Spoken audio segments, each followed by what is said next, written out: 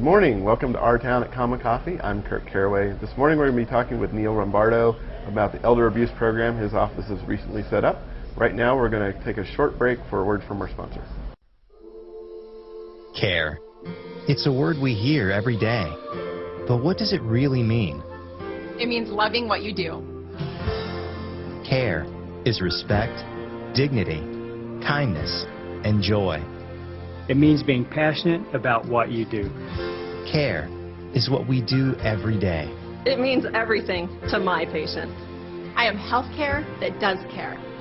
I am Carson Tahoe. And we're back talking with District Attorney Neil Rombardo. How are you doing this morning? Fine. How you doing, Kurt? Thanks All right. for having me. Well, thanks for coming on. Your office recently set up an elder abuse program, and I wanted you to come on and talk a little bit about it. Yeah, great. Well, thanks for the invite. Our program's name is SAVE, which stands for Stop Abuse of the Vulnerable and the Elderly. Mm-hmm. And the law right now as it exists not only applies to elder folks, which is defined by 60 and older by state law, but it also applies to vulnerable people. And vulnerable people are those who can't help themselves do daily functions, basically, either because of some type of physical disability or some type of mental disability. Mm-hmm. And so what we notice as our community ages, there's more opportunity for unscrupulous people to take advantage of the vulnerable and the elderly. So we decided that it was time to get an elder abuse program together to be ahead of the curve. Mm-hmm. And so the sheriff's office is on board. And basically what we do is the first thing we're doing is community awareness, and that's why it's so important to be on here today. And again, thank you. And then the second part is we provide services for seniors and the vulnerable. We have a multidisciplinary team which is made up of state agencies as well as local agencies, which again includes the sheriff's office, health department. And when we get a case, we prosecute the case vigorously. We prosecute all cases vigorously, but this is heightened interest, obviously. Yeah. So describe some of the problems you've seen in terms of elder abuse around here, because I mean maybe a lot of people haven't paid attention to some of the crime reports that come through and may not make the connection with some of that. So yeah, well, what we've seen a lot of physical elder abuse, but elder abuse isn't just physical. When you hear the word abuse, you think physical type of abuse. Mm-hmm. We have a lot of that, and we have a lot of neglect, people not taking care of loved ones. We've had cases where the elderly and the vulnerable have bed sores literally the size of a grapefruit, things of that nature, which takes months to occur. Yeah. But it's not just that type of case that we're seeing. We also are starting to notice that there's more and more financial fraud. And the problem with the financial fraud is oftentimes you have a loved one who's taken advantage of the elder person, such as a daughter, a son, or a niece or nephew, and they're sometimes gambling away their money or things of that nature. So we have a lot of variety. Okay, because also I mean the sheriff's department has also joined in this effort so they can try to spot these problems in advance and be able to get those people help too, right? Right, exactly. And the sheriff's office has been great. Sheriff Furlong's been a great resource for us.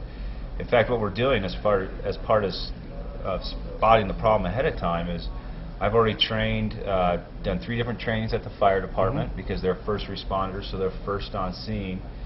And when they get on scene, I'm trying to give them ideas of what to look for and what's important to us to prove a case of abuse, neglect, or even financial abuse. You never know what a person might say when you're putting them into an ambulance.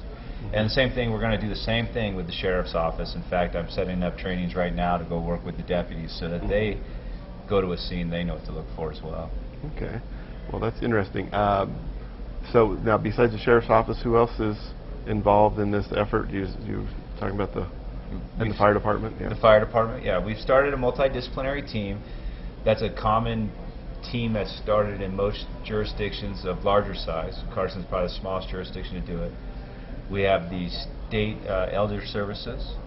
We have the health department. We have the fire department, the sheriff's office. We have code enforcement.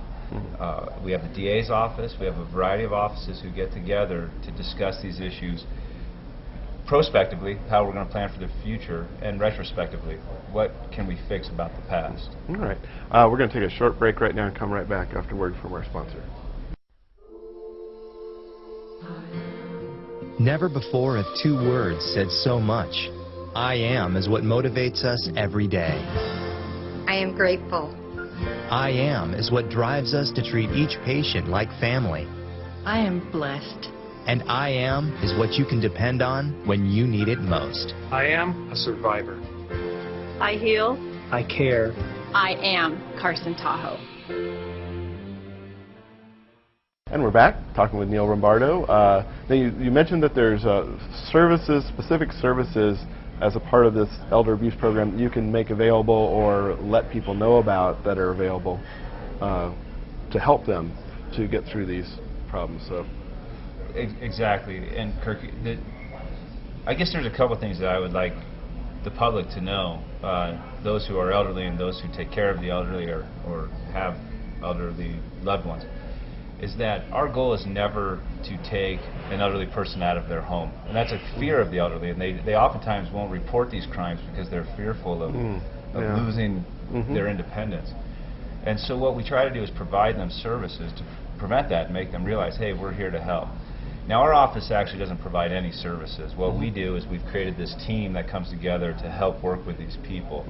But if you were to call our office, our victim witness coordinator, who's Frankie Haynes, who heads this program up, would be able to provide information on where to get services. It would be anything from Meals on Wheels all the way to working with Elder Protective Services to provide protection, literally protection of the elderly person. So there's things like Meals on Wheels. There's certain companies will transport the elderly people, so we work with them. We also are working on creating a vendor list of approved vendors for the elderly. One of the common scams that we see, or schemes that we see, is that we have contractors who take advantage of the elderly, and they'll come in and they'll say things like, I'll paint your house and the job should really cost maybe $5,000 as an example, and they somehow convince the elderly person, that now it's a $40,000 job. Yeah, something like that. So, and so what they do is they'll start the job and they'll say, oh, we're out of paint, we need another $5,000.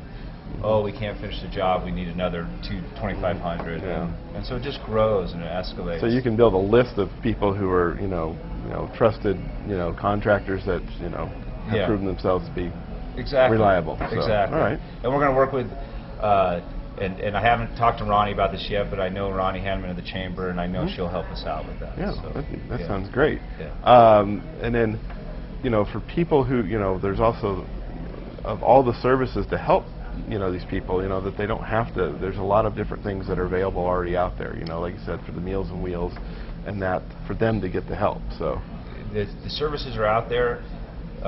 Again, the biggest part of our program is just to raise awareness of the abuse itself, and then to say, here are all the services that you have available to you to help you out. And so that's really important, because without that, again, it goes back to the fears of the seniors or the vulnerable.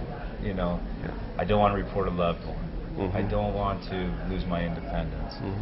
I'm fearful because I'm not as strong as I used to be. And so, well, now for people who are either relatives of elderly people, or people who can't take care of themselves, or friends, or whatever, what are some signs that they should look for?